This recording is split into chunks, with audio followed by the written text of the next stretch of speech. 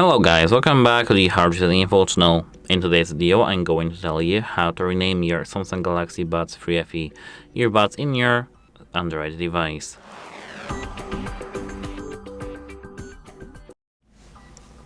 At first, you have to go to the settings and now tap connections.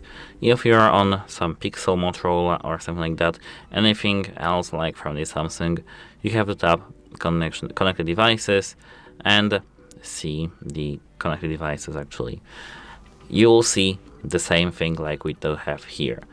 And now, if you're on the Samsung, you have to tap connections, Bluetooth. Tap this gear icon near your device, and now top bottom left corner rename. You have to find the pen icon yourself on other devices like Android devices. This should be somewhere around here on the screen. Tap rename, and now you can manage your name. To confirm, tap rename button over here. I'll cancel it because of the video purposes. And that's it. Hope it helps you, and goodbye.